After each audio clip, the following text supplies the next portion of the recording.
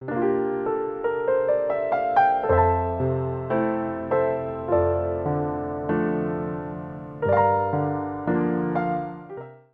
pagi, perkenalkan saya Mawar Sitohang, SHMH. Saya adalah dosen tetap di program studi hukum, program sarjana Fakultas Hukum Universitas Kristen Indonesia. Saya dipercaya oleh Ketua Program Studi untuk mengajar hukum ketenagakerjaan. Mata kuliah hukum ketenagakerjaan ini adalah mata kuliah yang sangat fundamental, karena di dalam mata kuliah hukum ketenagakerjaan itu hubungan yang komprehensif antara pekerja, pengusaha, dan pemerintah akan dibahas. Mulai dari hubungan sebelum kerja, selama bekerja, dan sesudah selesai hubungan kerja. Khusus pada pertemuan hari ini, saya akan membahas mengenai perselisihan hubungan industrial. Perselisihan hubungan industrial itu akan membahas banyak mengenai konflik antara pekerja dan pengusaha. Bagaimana menyelesaikannya melalui di luar pengadilan maupun melalui di dalam pengadilan itu sendiri. Pembelajaran yang saya terapkan pada saat ini adalah sharing knowledge, dan nanti akan ada diskusi dengan para mahasiswa. Baik, selamat menyaksikan. Terima kasih. Baik, selamat pagi adik-adik semuanya. Apa kabar? Puji Tuhan. Kita kembali bertemu hari ini setelah minggu lalu kita sudah membahas tentang hak-hak dari pekerja. Baik, adik-adik, hari ini kita khusus pertemuan kita adalah mengenai penyelesaian perselisihan hubungan industrial. Adik-adik, ada yang sudah tahu apa sih sebetulnya perselisihan itu apa sih? Apa sih perselisihan? Pernah berselisih enggak? Biasanya berselisih karena apa? Karena ingkar janji. Ingkar janji dengan pacar gitu. Tuh ya. Janji jam 10 tapi datang jam 2. Tuh ya. Janji datang jam 8, datangnya jam 10. Akhirnya apa? Berselisih. Itu kan. Terus ketika berselisih itu nanti timbul argumen-argumen. Kenapa terlambat? Kenapa tidak datang tepat waktu? Seperti itu. Baru nanti dicari tetap jalan atau enggak, atau udah sampai di sini saja, gitu ya. Nah, sama halnya di dalam hubungan kerja, perselisihan itu bisa juga timbul, gitu ya. Perselisihan apa saja yang timbul dalam hubungan kerja nanti kita bahas. Baik, adik-adik, sebelum kita lebih lanjut mengenai membahas mengenai perselisihan hubungan kerja, ada baiknya kita harus mengetahui tujuan dari pembelajaran kita pada hari ini. Ada 3 tujuan besar pembelajaran kita pada pagi ini. Yang pertama, supaya kalian mahasiswa itu mengerti apa sih perselisihan hubungan industrial dan landasan yang mengaturnya. Itu ya. Perselisihan itu apa? Kita harus tahu apa yang mendasari perselisihan. Yang kedua, untuk dapat mengidentifikasi jenis-jenis perselisihan hubungan industrial. Apakah semuanya dapat diklasifikasikan dalam satu perselisihan atau tidak? Seperti itu. Terus yang ketiga, ketika sudah ada perselisihan, bagaimana mekanisme menyelesaikannya? Itu ya. Bagaimana jalur penyelesaian perselisihan hubungan industrial tersebut? Ada jalur cepat, ada jalur lambat, gitu ya.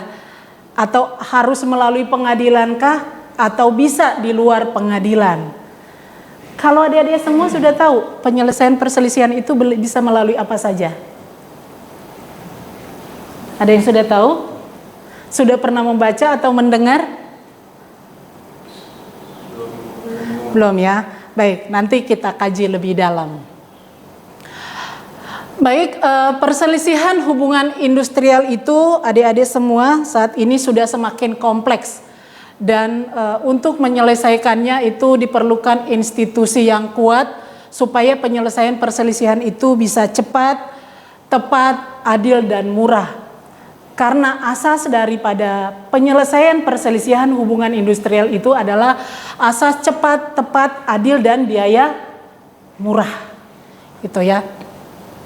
Jadi perselisihan hubungan industrial adik-adik juga punya ciri khas tersendiri. Berbeda dengan perselisihan perdata pada umumnya. Di mana kekhasan perselisihan hubungan industrial? Walaupun kita tahu bersama, hukum acara yang digunakan di dalam perselisihan hubungan industrial, di dalam penyelesaian hubungan industrial itu adalah hukum yang sama dengan hukum acara di bidang perdata.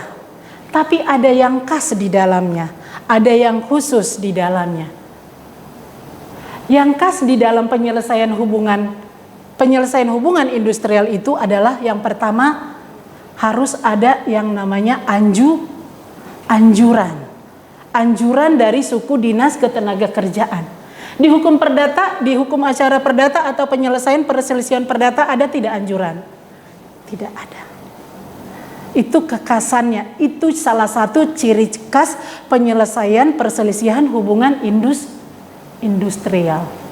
Terus yang kedua, di dalam penyelesaian hubungan industrial itu mengenai hakimnya. Kalau di dalam hukum acara perdata, hakimnya itu semuanya ada 3. Semuanya itu adalah hakim karir. Sedangkan di dalam pemeriksaan hukum, perselisihan hukum hubungan industrial, hakimnya itu ada 3. Ketuanya itu biasanya hakim karir, terus anggotanya itu adalah hakim ad hoc. Hakim ad hocnya itu juga dibagi 2. Hakim ad hoc mewakili pemberi kerja atau pengusaha, dan hakim ad hoc mewakili pekerja.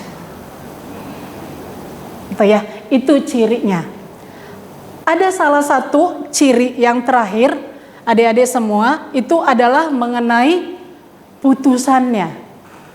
Ciri khas di dalam hukum perdata, untuk putusannya itu ketika selesai di tingkat pertama akan dapat lagi dinaikkan ke tingkat banding, habis banding bisa naik lagi ke tingkat kasasi. Tetapi kalau penyelesaian hubungan industrial, ada kasusnya itu ketika sudah diputus di pengadilan tingkat pertama, maka putusannya itu sudah mengikat dan putusan akhir. Tidak dapat lagi dinaikkan ke banding atau kasasi. Dan penyelesaian hubungan industrial itu tidak ada yang namanya penyelesaian melalui banding. Penyelesaian perselisihan hubungan industrial hanya dapat dilakukan yang pertama di tingkat pertama, yang kedua langsung ke kasasi. Tapi perselisihan apa yang dapat diselesaikan di kasasi, kita lanjutkan dulu pembahasan kita.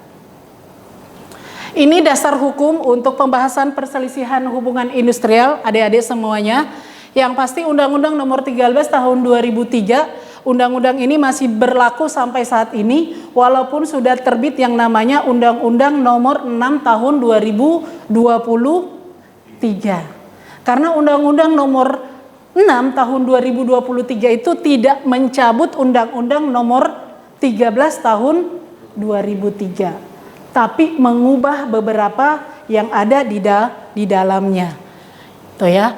Terus dasar hukum yang kedua adalah Undang-Undang Nomor 2 Tahun 2004, ini tentang UU PPHI, Undang-Undang Penyelesaian Perselisihan Hubungan Industrial.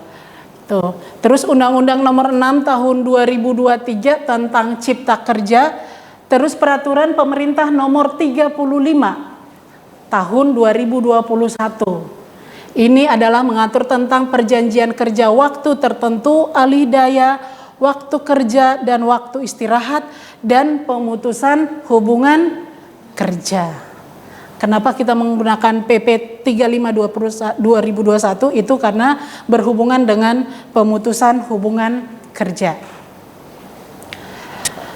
Baik, ini tadi pertanyaan saya, apa sih perselisihan? Nah, kalau di dalam hubungan kerja, di dalam hubungan industrial, diatur di dalam pasal 1 angka 22 Undang-Undang nomor 13 tahun 2003 itu disebut perselisihan hubungan industrial itu adalah adanya perbedaan pendapat. Ya, perbedaan pendapat antara siapa? Bisa antara pekerja dengan pemberi kerja, bisa antara pekerja dengan serikat pekerja atau serikat buruh, bisa juga perbedaan pendapat antara serikat pekerja dengan serikat pekerja yang ada di dalam satu perusahaan. Itu ya. Jadi ada pertentangan yang diakibatkan oleh perbedaan pendapat baik antara pengusaha atau gabungan pengusaha dengan pekerja atau serikat pekerja karena adanya perselisihan. Perselisihan apa? Ada 4. Perselisihan hak, perselisihan kepentingan, perselisihan pemutusan hubungan kerja, dan keempat adalah perselisihan antara serikat pekerja, serikat buruh dengan serikat pekerja atau serikat buruh dalam satu perusahaan.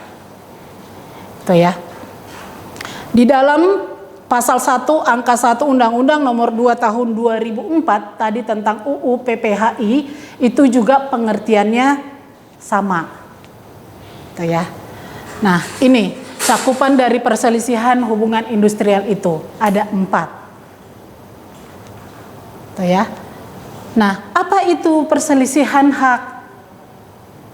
Perselisihan hak itu adalah perselisihan yang timbul karena tidak dipenuhinya hak. Akibat dari apa? Akibat dari adanya perbedaan pelaksanaan atau bukan hanya pelaksanaan, tapi penafsiran terhadap ketentuan peraturan perundang-undangan, perbedaan penafsiran terhadap perjanjian kerja, terhadap perjanjian kerja bersama, terhadap peraturan perusahaan. Ya. Yang kedua adalah perselisihan kepentingan. Kenapa timbul perselisihan kepentingan? Di sini karena ada di dalam hubungan kerja itu ketidaksesuaian pendapat mengenai perbuatan atau adanya perubahan syarat-syarat kerja yang ditetapkan dalam perjanjian kerja, di dalam peraturan perusahaan maupun di dalam perjanjian kerja bersama. Selanjutnya ini ada perselisihan pemutusan kerja, itu terjadi karena timbul karena tidak adanya kesesuaian pendapat mengenai pengakhiran hubungan kerja, gitu ya, yang dilakukan oleh salah satu pihak. Yang terakhir adalah perselisihan antara serikat pekerja dengan serikat pekerja yang lainnya, itu timbul karena ada perselisihan antara serikat pekerja, serikat buruh hanya dalam satu perusahaan, gitu ya. Kenapa terjadi? Apakah memang di dalam satu perusahaan itu boleh lebih dari satu serikat buruh atau serikat pekerja? Undang-undang mengatur boleh. Di dalam satu perusahaan itu tidak diwajibkan hanya ada satu serikat pekerja atau serikat buruh, gitu ya. Tetapi nanti di mata kuliah kita sebelumnya kita udah bahas mengenai serikat pekerja dan serikat buruh. Serikat pekerja, serikat buruh itu adalah nanti pihak yang mewakili pekerja di dalam membentuk suatu peraturan kerja bersama. Di dalam perusahaan itu wajib ada namanya peraturan perusahaan. Tapi kalau ada serikat pekerja atau serikat buruhnya, maka wajib ada yang namanya pengganti peraturan perusahaan itu adalah peraturan kerja bersama atau PKB namanya. Siapa yang membuat PKB? Yang membuat PKB itu adalah pengusaha dengan pekerja melalui perwakilan serikat pekerja maupun serikat buruh. Serikat buruh atau serikat pekerja mana yang mewakili pekerja apabila di perusahaan itu terdapat lebih dari satu serikat pekerja atau serikat buruh, yaitu serikat pekerja atau serikat buruh yang keanggotaannya itu lebih dari 50% dari jumlah pekerjanya. Ya, sejauh ini paham ya? Paham? Atau ada yang mau bertanya? Ya, sejauh ini paham ya? Baik, kita lanjut. Nah, tadi ada perselisihan. Ketika ada perselisihan, berarti perselisihan harus diselesaikan. Diselesaikannya bagaimana? Jadi adik-adik semuanya, tahap pertama penyelesaian perselisihan itu harus dilakukan dengan musyawarah dan mufakat. Ya. Penyelesaian pertama sekali yang wajib dilakukan adalah menyelesaikan dengan secara musyawarah dan mufakat melalui perundingan, gitu ya. Perundingan itu boleh melibatkan yang namanya pihak ketiga. Tapi pihak ketiga itu adalah pihak yang netral, tidak memihak kepada pekerja dan tidak memihak kepada pengusaha. Itu. Kalau di dalam tahapan perundingan musyawarah itu tidak dapat atau tidak ada kesepakatan gitu ya, baru nanti last resort-nya gitu ya, jalan terakhirnya boleh mengajukan atau menyelesaikannya melalui pengadilan. Tapi seyogianya perselisihan itu harus diselesaikan secara musyawarah. Nah, ini yang wajib ketika terjadi perselisihan, yang wajib dilakukan pertama sekali adalah penyelesaian dengan bipartit. Bipartit, bi artinya dua pihak. Antara siapa? Antara si pekerja dan pengusaha. Jadi diselesaikan dulu oleh yang bermasalah tanpa melibatkan namanya orang ketiga atau pihak ketiga, gitu ya. Kalau nanti penyelesaian secara bipartit ini tidak selesai, tidak ada jalan temu, baru salah satu pihak itu boleh mencatatkan perselisihannya itu ke suku dinas ketenagakerjaan. Gitu ya. Nah, nanti di suku dinas ketenagakerjaan itu akan mulai diselesaikan. Penyelesaian di suku dinas ketenagakerjaan itu sudah menggunakan yang namanya pihak ketiga. Pihak ketiganya siapa di sana? Disebutnya mediator. Kalau di suku dinas ketenagakerjaan itu pihak ketiganya mediator, nanti disebutnya mediasi. Mediasi itu penyelesaian di luar pengadilan. Ada 3 tahap. Ada melalui mediasi, konsiliasi, dan melalui arbitrase. Gitu ya. Penyelesaian hubungan industrial melalui mediasi itu ada mediatornya. Nanti mediator ketika menyelesaikan perselisihan ini tercapai, maka akan ada namanya perjanjian bersama, perdamaian. Perjanjian perdamaian ini nanti akan dicatatkan di pengadilan hubungan industrial di mana perselisihan itu diselesaikan, berada gitu ya. Tapi kalau tidak selesai melalui mediasi, dari suku dinas ketenagakerjaan itu nanti akan mengeluarkan namanya anjuran. Salah satu pihak atau kedua belah pihak tidak menerima isi anjuran, maka mereka itu dapat mengajukan atau mendaftarkan nanti masalahnya atau kasusnya melalui pengadilan hubungan industrial. Yang kedua, penyelesaian perselisihan di luar pengadilan itu melalui namanya konsiliasi. Melibatkan pihak ketiga. Pihak ketiga di sini namanya konsiliator. Konsiliatornya itu boleh 2, boleh lebih. Gitu ya. Konsiliator ini siapa yang nunjuk? Konsiliator ini yang nunjuk adalah memang tetap dari Dinas Ketenagakerjaan. Tapi konsiliator ini adalah pihak swasta.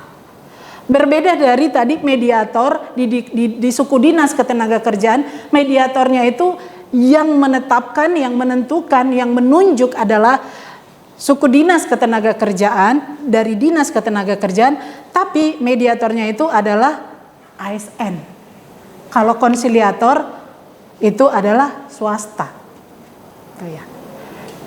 Tapi salah satu pembeda antara mediator, penyelesaian melalui mediasi, dengan penyelesaian melalui konsiliasi, bahwa penyelesaian melalui konsiliasi itu boleh dilakukan kalau sebelumnya di dalam perjanjian antara pekerja dan pengusaha itu sudah ditunjuk atau sudah disebutkan kalau nanti terjadi perselisihan maka akan diselesaikan melalui konsiliasi.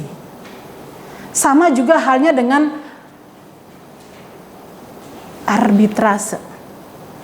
Kalau tidak disebutkan di perjanjian awal, perselisihan itu nanti ketika timbul diselesaikan melalui arbitrase, maka para pihak itu ketika terjadi perselisihan nggak bisa kucuk-kucuk langsung ke arbitrase.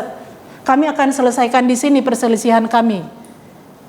Pasti nanti ketika datang ke arbitrase ditanya, apakah dari awal sudah disepakati perselisihan ini diselesaikan di arbitrase atau tidak. Seperti itu. Baik, adik-adik di sini juga ya melalui konsiliasi perselisihan baik. Selanjutnya kalau perselisihan itu tadi ada berapa? Perselisihan itu tadi ada berapa?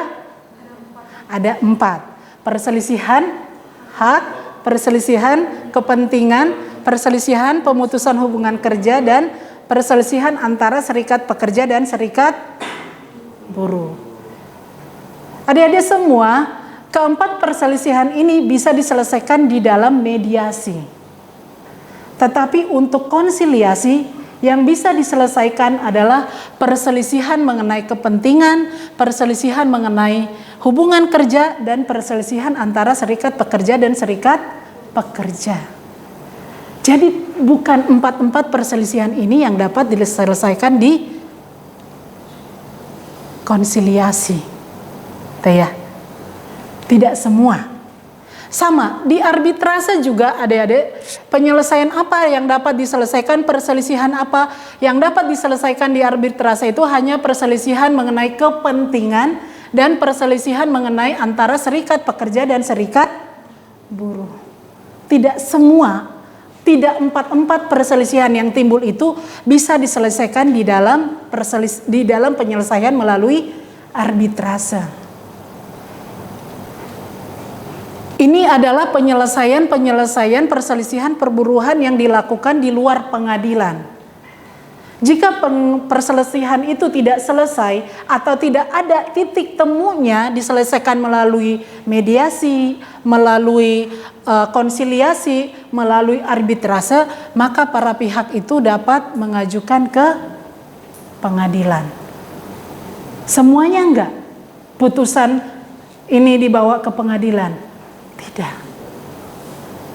Perselisihan yang diselesaikan di dalam menggunakan penyelesaian melalui arbitrase itu keputusan yang sudah diambil oleh arbiter itu adalah putusan terakhir dan mengikat dan final. Tidak dapat lagi diajukan ke kasasi. Hanya putusan yang dikeluarkan oleh, kalau bukan putusan anjuran yang dikeluarkan oleh penyelesaian melalui konsiliasi dan mediasi dapat diajukan gugatan khusus, yaitu pengadilan hubungan industrial. Itu ya. Ini adik-adik semua nanti bisa dipelajari. Ini perihal mengenai penyelesaian perselisihan di luar pengadilan. Itu biasanya bagaimana jangka waktunya, adakah pihak ketiganya, cakupan kewenangannya itu seperti apa, jika sepakat akan terbit apa, seperti itu ya. Bipartit, mediasi, konsiliasi, arbitrase, semua penyelesaiannya itu dilakukan dalam waktu 30 hari. Gitu ya. Terus pihak ketiga di dalamnya bipartit tadi hanya para pihak. Kalau untuk konsiliasi, mediasi, arbitrase ada pihak ketiganya. Kalau pihak ketiganya tadi di mediasi itu PNS, kalau dikonsiliasi itu swasta tapi diangkat oleh Kementerian Ketenagakerjaan, tetapi kalau di arbiter itu pihak swasta juga yang diangkat oleh Menteri Ketenagakerjaan. Cakupan kewenangannya itu kalau di bipartit itu semua perselisihan, 44 perselisihan itu harus diselesaikan, wajib malah diaturannya diselesaikan melalui bipartit. Mediasi juga wajib yang 44 itu, tapi kalau konsiliasi hanya 3 perselisihan di luar perselisihan hak, itu yang diselesaikan melalui konsiliasi. Sedangkan arbitrasi hanya kepentingan dan perselisihan antara serikat pekerja dan serikat buruh. Di dalam penyelesaian di luar pengadilan ini, ketika sepakat maka masing-masing akan membuat namanya perjanjian bersama, gitu ya. Perjanjian bersama baik bipartit, mediasi, konsiliasi. Kalau di akhir itu nanti kalau arbitrase itu disebut namanya akta perdamaian, bukan perjanjian bersama, gitu ya. Kalau tidak berhasil di partit, nanti lanjut ke mediasi, arbitrase, konsiliasi. Kalau di mediasi konsiliasi tidak berhasil, maka dibuat anjuran tertulis. Nah, anjuran tertulisnya itu nanti harus didaftarkan di Pengadilan Hubungan Industrial di Pengadilan Negeri di mana perjanjian bersama itu diadakan. Baik adik-adik, tadi setelah penyelesaian di luar pengadilan itu tidak dapat disepakati, yang terakhir adalah mengajukan penyelesaian di Pengadilan Hubungan Industrial, gitu ya. Nanti si mediatornya, konsiliatornya itu mengeluarkan namanya anjuran. Kalau anjuran diterima, para pihak membuat PB seperti tadi. Tetapi kalau para pihak tidak menerima, menyetujui isi anjuran, maka dapat yang terakhir adalah mengajukan namanya gugatan ke Pengadilan Hubungan Industrial. Tuh, ini kewenangan Pengadilan Hubungan Industrial seperti awal tadi saya sampaikan. Kalau Pengadilan Hubungan Industrial itu adalah perselisihan menyelesaikan perselisihan tingkat pertama mengenai perselisihan hak, gitu ya. Juga tingkat pertama dan terakhir mengenai perselisihan kepentingan. Tingkat pertama mengenai perselisihan hubungan kerja, tingkat pertama dan terakhir mengenai perselisihan serikat pekerja dan serikat buruh. Tuh, ini hukum acara yang berlaku di PH itu tadi saya sudah sampaikan adalah hukum acara perdata. Ada gugatan, ada replik, ada duplik. Habis itu ada saksi, ada kesimpulan, ada putusan. Tuh. Sama seperti hukum acara perdata, gitu ya. Tidak ada perbedaannya, tapi perbedaan kekhususannya itu tadi yang saya sampaikan, harus ada anjuran, harus ada bipartit terlebih dahulu. Berbedanya itu dari hukum perdata. Gitu ya. Ini keterangannya, hal-hal gugatan itu diajukan kapan penyelesaian hubungan industrial atau kasus hubungan industrial itu expired. Gitu ya. Kapan? Itu kalau kita baca di Undang-Undang Putusan MK yang terbaru tahun 2025, tenggang waktu pengajuan gugatan perselisihan hubungan industrial itu adalah 1 tahun sejak mediasi atau konsiliasi tidak tercapai. Kalau di Undang-Undang Nomor 13 Tahun 2003 sebelumnya diatur tapi sudah dicabut, daluarsa dari pengajuan gugatan perselisihan hubungan industrial itu adalah 1 tahun sejak PHK itu diterima oleh si pekerja. Tetapi keluar putusan MK yang baru tahun 2025, daluarsa gugatan PHI itu adalah 1 tahun dari mediasi atau konsiliasi tidak tercapai. 1 tahun sejak anjuran diterima oleh para pihak. Gitu. Ini ada jawab jinawab, hakimnya tadi sudah saya sampaikan terdiri dari 3, hakim karir 1, 2 hakim ad hoc yang terdiri berasal dari serikat pekerja dan serikat buruh. Di dalam penyelesaian hubungan industrial itu, setiap perselisihan hubungan industrial yang masuk ke PHI itu harus diselesaikan selambat-lambatnya 50 hari kerja sejak diterimanya atau sejak sidang pertama. Makanya tadi asas di dalam penyelesaian perselisihan hubungan industrial itu di awal saya bilang adalah asas cepat, murah, gitu ya. Tidak boleh lama-lama. Baik, sejauh ini ada pertanyaan adik-adik? Ada yang mau ditanya? Ada yang belum mengerti?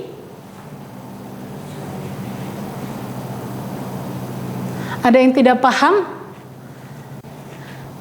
Ini gambaran siklus penyelesaian hubungan industrial di pengadilan hubungan industrial.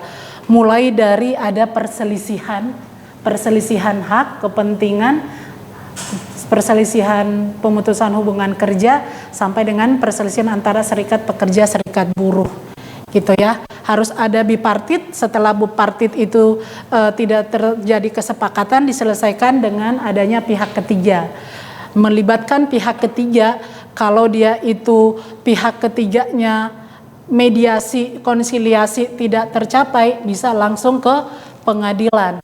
Untuk penyelesaian perselisihan yang masuk ke PHI, untuk perselisihan kepentingan dan perselisihan antara serikat pekerja dan serikat buruh, putusan di PHI itu adalah putusan final dan mengikat, gitu ya. Sedangkan perselisihan mengenai hak dan perselisihan mengenai pemutusan hubungan kerja itu dapat diajukan ke tingkat yang lebih tinggi, bukan banding, tapi langsung ke kasasi. Sedangkan penyelesaian yang melalui arbitrase, ketika penyelesaian di tingkat pertamanya itu melalui arbitrase, maka putusan atau perjanjian perjanjian kesepakatannya itu, perdamaiannya yang diterbitkan oleh arbitra itu sudah putusan final dan mengikat. Tapi yang terjadi di hukum kita adalah ketika sudah final dan mengikat oleh arbitrase, yang sering terjadi ketika para pihak itu tidak terima, sering diajukan apa? Permohonan pembatalan. Padahal sudah putusan yang final dan mengikat. Gitu, adik-adik, ada yang mau ditanyakan? Ada yang tidak pahamkah? Ya, gimana? Boleh Ibu jelasin di situ putusan tidak mengikat. Faktanya tadi bilang banyak orang-orang di sana yang jalanin itu langsung ngajuin permohonan pembatalan. Berarti makna final mengikat tidak ada dalam putusan itu. Itu makanya saya sampaikan tadi. Kerancuan hukum kita itu terjadi ketika sudah ditetapkan oleh undang-undang di UU PPHI itu bahwa arbitrase itu ketika sudah mengeluarkan akte perdamaian, maka keputusan itu adalah keputusan terakhir dan mengikat. Itu ya. Tapi yang sering muncul terjadi, putusan arbitrase itu masih bisa dilakukan permohonan pembatalan. Kalau sudah terjadi permohonan pembatalan, nanti kemana lagi larinya? Ke awal lagi, masuk ke sini. Padahal penyelesaian menggunakan arbitrase itu apa sih? Itu kemauan siapa sih? Itu kemauan dari para pihak. Para pihak yang mau perselisihannya ketika nanti nih para pihak, si A kerja dengan perusahaan B di perjanjian itu mereka tuliskan. Kalau kita nanti ada perselisihan ke depan, walaupun setiap sebuah perjanjian itu tidak menginginkan adanya perselisihan ya, tapi dituliskan kita selesaikan nanti di arbitrase. Kenapa sih selesaiin di arbitrase? Kan banyak ya, banyak alasan. Salah satunya itu yang pasti arbitrase itu kan tidak terbuka buat umum. Jadi hanya para pihaknya gitu ya. Jadi permasalahan itu kalau beberapa perusahaan itu kan tidak mau masalahnya itu terpublish supaya nanti trustnya orang, trustnya perusahaan-perusahaan lain itu ke mereka itu turun. Itu beberapa perusahaan kenapa memilih penyelesaian perselisihan melalui arbitrase itu.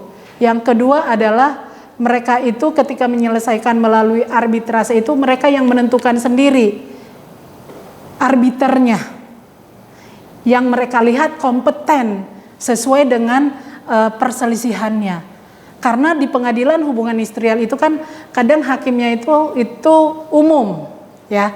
Terus juga arbiternya hakim ad hocnya itu pun kadang pemahaman tentang ketenaga kerjaannya itu umum, gitu. Tapi kalau di arbitrase itu sudah sangat khusus mengenai permasalahan antara para pihaknya. Gitu. Walaupun memang penyelesaian perselisihan hubungan industrial melalui arbitrase ini tidak banyak. Ya, salah satu faktornya adalah biaya penyelesaian melalui arbitrase itu tinggi. Kita yang nunjuk, kita yang biayain, semuanya. Seperti itu. Baik, adik-adik semuanya, ada lagi yang mau bertanya? Baik, kalau tidak ada lagi yang bertanya, pertemuan kita cukup sampai di sini. Kita bertemu lagi di minggu depan. Materi kita sesuaikan dengan RPS yang kita terima. Kita akan selanjutnya nanti akan membahas kasus-kasus yang berhubungan dengan perselisihan hubungan industrial yang sudah diputus, baik di tingkat pertama maupun di tingkat akhir. Sekali lagi terima kasih, sampai ketemu minggu depan. Terima kasih. Terima kasih.